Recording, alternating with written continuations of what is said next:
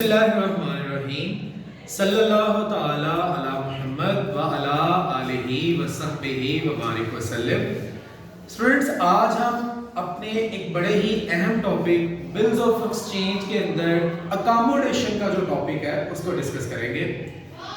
Accommodation क्या है, इसको समझने के लिए हमें दो चीज़ें समझना ज़रूरी है और वो दोनों हैं बिल की टाइप्स, बिल्स ऑफ एक्सचेंज की टाइप्स। एक बात मैं अपनी बात स्टार्ट करने से पहले आपको क्लियर कर दूं, जिस बच्चे को rules of debit and credit नहीं आते, जिस बच्चे को जर्नल एंट्रीज नहीं आती, वो बच्चा ये वाला टॉपिक नहीं कर सकता। इसलिए पहले आप जो है वो मेक श्योर कि आपको जर्नल एंट्रीज 1000% जो है वो आती हैं, आपको rules of debit and credit जो है वो 100% आपके तैयार हैं और आपको किसी किस्म का उसमें कोई इबहाम नहीं है, तो फिर आप इस चैप्टर को बहुत अच्छे से समझ सकते हैं। तो बहरहाल बात को आगे बढ़ाते हैं। हम दो तरह के बिल्स ऑफ एक्सचेंज को डिस्कस करते हैं अपने कोर्स के अंदर। एक है ट्रेड बिल्स ऑफ एक्सचेंज और एक है accommodation bills of exchange. Trade bill जो है ये क्या है, नाम से पता चल रहा है तिजारत। ट्रेड बिल ऐसा बिल्स ऑफ एक्सचेंज कि जब दो लोगों के दरमियान तिजारत हुई तो उन्होंने उस तिजारत के बदले में पेमेंट लेने और देने के लिए बिल्स ऑफ एक्सचेंज ड्रॉ किया। लेट्स से एक शख्स असलम है और एक अकरम है। असलम ने चीजें बेची हैं अकरम को, तो असलम ने अकरम से पैसे लेने हैं। तो अब ये इससे पैसे लेने के लिए जो बिल ड्रॉ करेगा वो बिल्स ऑफ एक्सचेंज का नाम क्या होगा, ट्रेड बिल्स ऑफ एक्सचेंज, कि वो ट्रेडिंग के अंदर यूज हुआ है, तिजारत के अंदर यूज हुआ। दूसरी तरफ हमारे पास बिल है, उसका है जी accommodation bills of exchange. Accommodation bills of exchange क्या है? अकोमोडेशन कहते हैं बाहमी ताउन को, एक दूसरे की मदद के लिए बिल ड्रॉ करना। अब मैं अपने क्वेश्चन नंबर 17 MRF की बुक बीकॉम पार्ट 1 उसको जो है वो यहां पर डिस्कस करने जा रहा हूं। ये क्वेश्चन डिस्कस करने का मकसद है कि ये बहुत ही बुनियादी सा क्वेश्चन है हमारे इस टॉपिक का। अगर ये क्वेश्चन आपको बहुत अच्छे से समझ आ जाएगा तो इंशाल्लाह आने वाले बाकी तमाम क्वेश्चंस की बेस आपकी बन जाएगी। तो इस क्वेश्चन के अंदर हम पढ़ेंगे कि जो वसीम है ये और कलीम, ये दोनों एक दूसरे की मदद के लिए बिल को किस तरह से ड्रॉ करते हैं। मेरे पास क्वेश्चन नंबर 17 है, मैं उसकी रीडिंग करता हूं और फिर इस पे मजीद जो है वो बात करते हैं कि इसमें वो क्या कह रहा है। जी, MRF की बुक हमारे पास है अकाउंटिंग और इसका क्वेश्चन नंबर 17 है, चैप्टर नंबर 6 का। कहता है Waseem and Kaleem are in need of fund. जैसा कि मैंने पहले बोल दिया कि अकोमोडेशन बिल जो है वो इस्तेमाल किया जाता है एक दूसरे की मदद के लिए। तो पहली ही लाइन से ये बात कंफर्म हो रही है, क्लियर हो रही है कि ये एक दूसरे की मदद के लिए बिल ड्रॉ करने जा रहे हैं। तो कह रहे हैं Waseem and Kaleem are in need of fund. Waseem और कलीम को पैसों की जरूरत है फॉर देयर म्यूचुअल अकोमोडेशन। तो उन्होंने आपस में एक दूसरे की मदद करने के लिए Waseem draw bill on Kaleem. Waseem ने एक बिल ड्रॉ कर दिया किस पर, कलीम पर, 12,000 रुपए का 2 माह के लिए, विच कलीम एक्सेप्ट, जो कि कलीम ने एक्सेप्ट कर लिया। Waseem get the bill discounted, Waseem ने वो बिल डिस्काउंट कर लिया एट 12% पर एनम, 12% पर, and send half of the proceed to Kaleem, और आधे पैसे किसको भेज दिए, कलीम को। बिफोर ड्यू डेट, मुकर्ररा तारीख से पहले, Waseem send the remaining amount, Waseem ने बाकी पैसे भी भेज दिए उसको, कलीम को। तो जनाब फिर कहता है and Kaleem pay the bill on due date, और कलीम ने वो बिल जो है वो अदा कर दिया मुकर्ररा तारीख पर। Pass journal entry in the book of Kaleem and Waseem and Kaleem, Waseem और कलीम की बुक में जर्नल एंट्रीज पास कर दी है। बेटा अकोमोडेशन बिल जो है वो विदाउट ट्रेड है। उसने सवाल के अंदर ये नहीं बताया हुआ कि वसीम ने चीजें इसको बेची तो इसने इससे पैसे लेने थे इसलिए बिल ड्रॉ किया, ऐसा नहीं बताया। बल्कि उसने ये कहा है कि दोनों को ना पैसों की जरूरत थी। आप यूं कहें कि इसने वसीम ने ना इसको कहा यार मुझे कुछ पैसे तुमसे उधार चाहिए, तो कलीम कहता है यार मैं तो खुद तुम्हारे पास आने लगा था मांगने। अब देखिए दोनों को पैसों की जरूरत है, तो इसके लिए फिर वसीम ने यह कहा कि हम एक काम करते हैं, मैं तुम्हारे ऊपर बिल ड्रॉ करता हूं, तुम उसको एक्सेप्ट कर लेना, मैं वो बिल जाके बैंक से डिस्काउंट करवा लूंगा, बैंक से डिस्काउंट करवा के जो पैसे मिलेंगे वो पैसे आधे आधे आपस में बांट लेंगे, और फिर जब मुकर्रर तारीख आएगी उससे पहले पहले मैं तुम्हें बाकी पैसे भी भेज दूंगा, और बैंक जब तुम्हारे पास आएगा पैसे लेने तो तुम बैंक को पैसे अदा कर देना। देखिए चीजें बिकी नहीं है, लेकिन इसके बावजूद बिल जो है वो ड्रॉ हुआ है। तो इस सूरत में जर्नल एंट्रीज क्या पास होगी, हम किस तरह से करेंगे देखते हैं जी, और साथ में कोशिश करेंगे इसकी लॉजिक भी लिखें कि हम कौन सी चीज को क्यों डेबिट कर रहे हैं और क्यों क्रेडिट कर रहे हैं। अच्छा बेटा, तो कहते हैं वसीम ने बिल जो है वो ड्रॉ किया, किस पार्ट, क्लीन पार्ट। तो वसीम ने जब बिल ड्रॉ किया तो उस वक्त जो जर्नल एंट्री है वो पास हुई, bills receivable account debit. Bill receivable को डेबिट क्यों किया गया, क्योंकि हमने बिल ड्रॉ किया है, हम इस वक्त वसीम है, जब हम वसीम की बुक में जर्नल एंट्री पास करेंगे खुद को वसीम समझेंगे, जब हम क्लीन की बुक में जर्नल एंट्री पास करेंगे तो हम खुद को क्लीन समझेंगे, लेकिन इस वक्त हम वसीम की बुक में जर्नल एंट्री पास कर रहे हैं। हमने जब बिल ड्रॉ किया तो हमने लिखा बिल्स रिसीवेबल डेबिट, क्यों, क्योंकि बिल रिसीवेबल एक एसेट है, और एसेट में जब भी इजाफा हो हम उसे डेबिट करते हैं, तो हमने बिल्स रिसीवेबल को डेबिट कर लिया। और हम क्रेडिट किसको करेंगे, क्लीन को। क्या हमने क्लीन से पैसे लेने थे पहले, ये बिल ड्रॉ करने से पहले क्या हमने क्लीन से पैसे लेने थे, नहीं थे लेने, हमने तो उसको कौन सा चीजें बेची हुई थी, हम तो आपस में एक दूसरे की मदद के लिए एक दूसरे के ऊपर बिल ड्रॉ कर रहे हैं। सो इसका मतलब ये है कि आपने जब बिल ड्रॉ किया तो बिल तो आपका एसेट बन गया, लेकिन आपने क्लीन को क्रेडिट पता क्यों किया है, क्योंकि आप क्लीन से बिल इस वक्त बतौर उधार ड्रॉ कर रहे हैं, तो क्लीन आपके लिए क्या बन चुका है, लायबिलिटी बन चुका है। सर लायबिलिटी कैसे भाई, हमने उससे पैसे तो नहीं थे लेने, हमने उससे कौन सा चीजें बेची हुई थी जो हमने उससे पैसे लेने थे, हमने तो उससे बिल जो है वो लिया है और उसे ये कहा है कि तुम बिल एक्सेप्ट करो, मैं तुम्हें बाद में सारे पैसे वापस कर दूंगा और तुम बैंक को अदा कर देना। इसका मतलब हमने सारे पैसे अब उसको अदा करने हैं आहिस्ता आहिस्ता। तो बिल हमारा एसेट, एसेट में इजाफा डेबिट, और क्लीन जो है ये हमारा लायबिलिटी बन चुका है, क्योंकि हमने ये वाला बिल जो है वो सारे का सारा इसको कल को वापस करना है ताकि बैंक इसको बैंक को ये बंदा पेमेंट कर सके। तो ये बिल ड्रॉ करने की एंट्री है। अमाउंट क्या है जी हमारे पास, 12,000 रुपए का बिल जो है वो बच्चे ड्रॉ हो चुका है जी। मैं नरेशन नहीं लिख रहा, एक तो टाइम को थोड़ा बचाने के लिए, और दूसरा अज्यूम ये कर रहा हूं कि नरेशन लिखना कोई बहुत बड़ा काम नहीं है, आप जस्ट ये लिखें acceptance receive from Mr clean, तो मतलब आप वही लिख सकते हैं नरेशन जो आप पिछले 12-15 क्वेश्चंस में प्रैक्टिस करते रहे।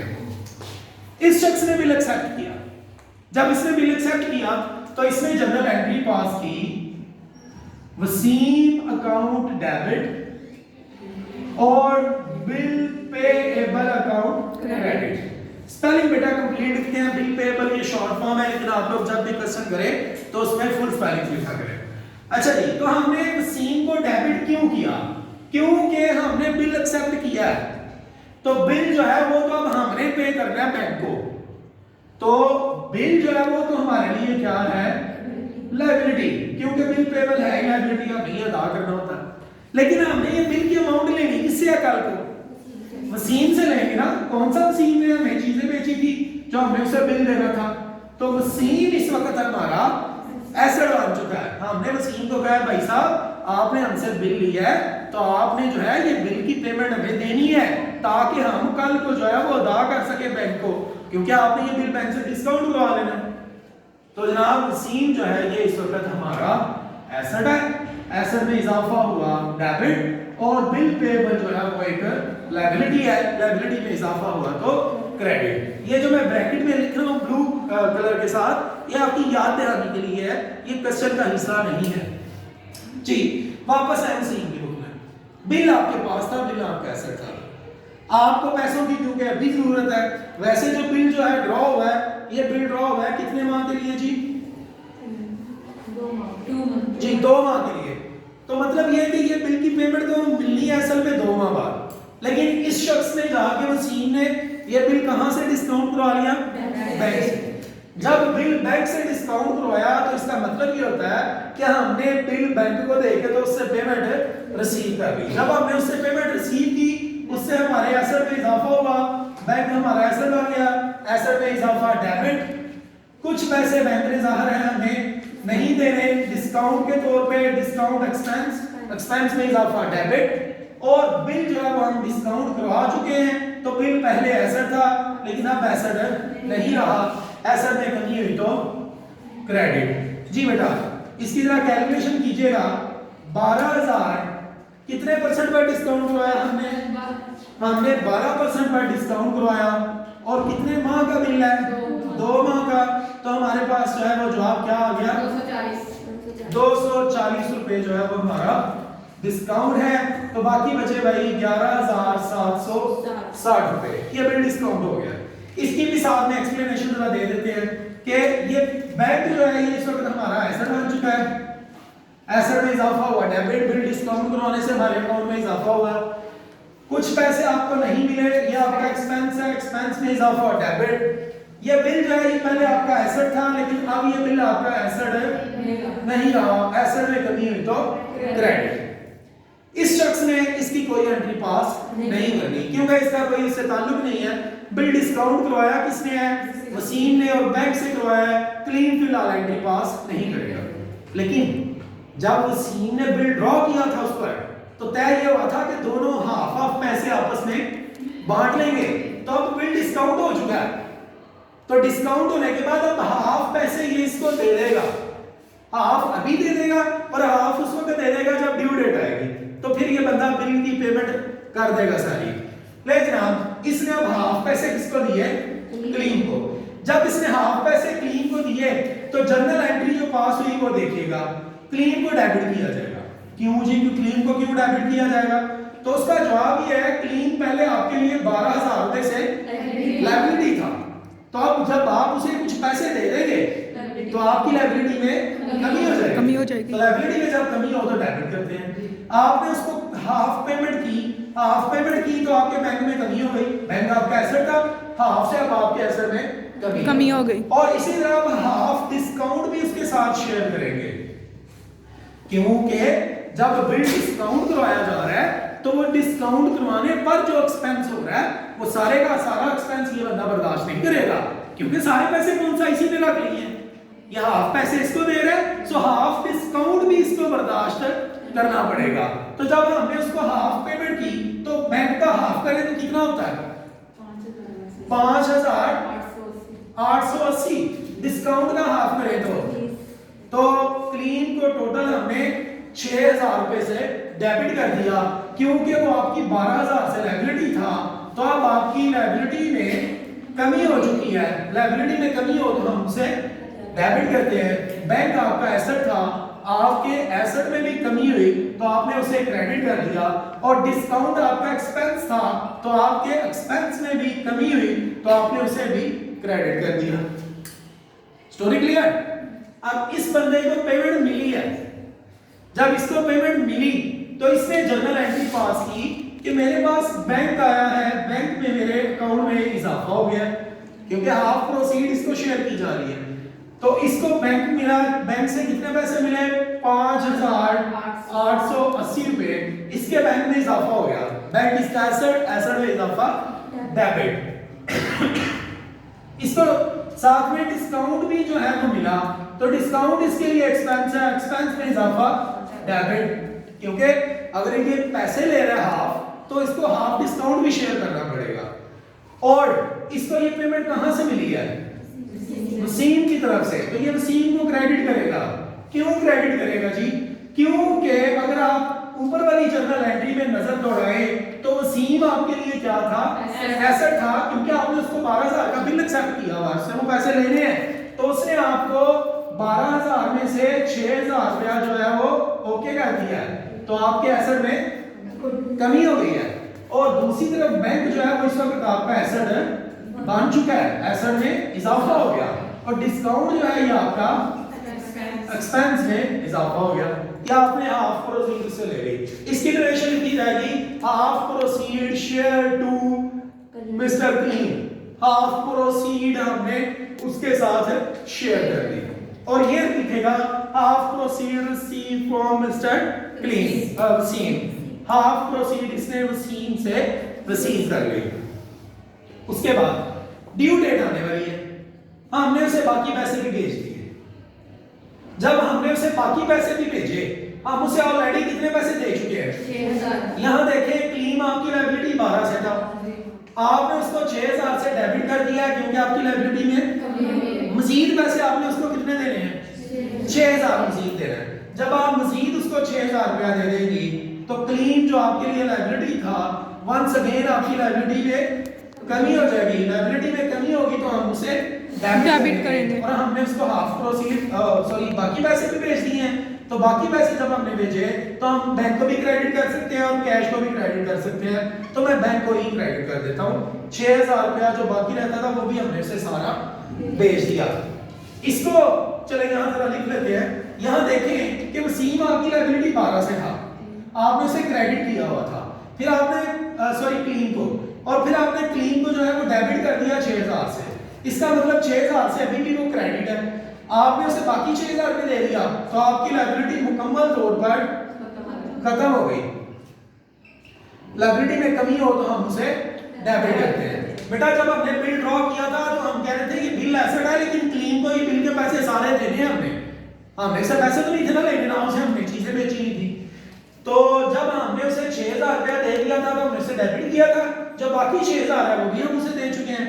यहाँ पर डिस्काउंट इसलिए आया था क्योंकि हाफ प्रोसीड हमने डिस्काउंट करवाते ही उससे शेयर कर दिया था, आधे पैसे उसने ले लिए थे और आधे हमने रखे थे, इसलिए यहाँ डिस्काउंट आया था। और यहाँ तो वो जो आधे पैसे हैं वो हमने इस्तेमाल किए हैं, इस्तेमाल करने के बाद हमने उसको दिए हैं, तो यहाँ पर डिस्काउंट इसलिए नहीं आ रहा क्योंकि ये आपके जिम्मे जो बाकी 6,000 रुपया था वो आपने अब दिया है। तो जनाब हमने उसे पेमेंट बाकी भी कर दी, आप लिखेंगे remaining amount send to Kaleem, बाकी पैसे भी क्लीन को हमने ड्यू डेट पर सेंड किए। ये एंट्री पास हो गई है ऑन ड्यू डेट, अगर उसमें डेट बताई हो तो आप डेट के साथ में मेंशन भी करें जी। तो इसको जो है वो रिमेनिंग अमाउंट मिल गई। जब इसको रिमेनिंग अमाउंट मिली तो इसने बोला भाई मेरे पास जो है वो कैश आया या बैंक आया, बैंक की लिख लें, तो बैंक अकाउंट को ये डेबिट करेगा क्योंकि इसके एसेट में इजाफा हुआ है, 6,000 रुपया इसको मजीद मिल गया है। और इसने ये 6,000 किससे रिसीव किया है, वसीम से इसने रिसीव इसलिए किया है क्योंकि जब इसने बिल एक्सेप्ट किया था तो ये कह रहा था वसीम मेरा एसेट है, मेरे एसेट में इजाफा हुआ है, तो अब जो है वो उसको सारे पैसे मिल चुके हैं इसको वसीम की तरफ से, लिहाजा जो वसीम इसका एसेट था अब ये इसका एसेट नहीं रहा, एसेट में कमी हुई तो डेबिट और बैंक जो है वो एसेट बन गया। अब देखें 6,000 इसको एक मरतबा मिला, वसीम को इसने क्रेडिट किया क्योंकि यहाँ डेबिट था, 6,000 दूसरी मरतबा मिला, वसीम और वसीम दोनों क्रेडिट है कितने से, 12,000 से, और यहाँ पर आप देखें तो वसीम जो है वो डेबिट है 12,000 से, इसका मतलब जो आपका एसेट था वो खत्म हो चुका, सारे पैसे क्लीन को मिल चुके हैं। अब मुकर्रर तारीख आई, बैंक आया इसके पास, इसका कहता है यार ये तुमने बिल एक्सेप्ट किया हुआ था तो मुझसे पैसे किसने ले लिए थे, क्योंकि बैंक को अंदर की स्टोरी पता नहीं है, अब ये ज़रूर कर लेते हैं। तो बैंक ने इसको आके कहा ये मुझे पैसे दे दो, और इसको सारे पैसे वसीम से मिल चुके हैं, लिहाजा इसने सारे पैसे किसको दे दिए, बैंक को दे दिए ड्यू डेट पर। जब इसने बैंक को पैसे दिए तो इसने बोला जनाब ये बिल मेरे लिए लायबिलिटी था, ये लायबिलिटी खत्म हो गया, बिल पेएबल अकाउंट डेबिट, और मैंने पेमेंट कर दिया, तो पेमेंट करने से कैश में कमी हुई, तो कैश एसेट, एसेट में कमी क्रेडिट, 12,000 रुपए से बिल अदा हो गया, नरेशन लिखी जाएगी बिल ऑन ड्यू डेट। ये बेटा अकोमोडेशन था। अब अगर आप देखें तो आपके सामने जो भी चीज डेबिट हुई, क्रेडिट हुई, rules of debit and credit को हमने फॉलो किया, सिर्फ कॉन्सेप्ट अब हमने थोड़ा सा चेंज कर लिया, क्योंकि ट्रेड बिल के अंदर तो हमने चीजें बेची हैं, वो बंदा हमारा एसेट होता है, वो डेटर होता है, हमने उससे पैसे लेने होते हैं, लेकिन अकोमोडेशन बिल के अंदर तो हमने उससे पैसे नहीं लेने होते, ये तो हम उल्टा अपनी मदद के लिए और उसकी मदद के लिए आपस में एक दूसरे के ऊपर जो है वो बिल ड्रॉ कर लेते हैं।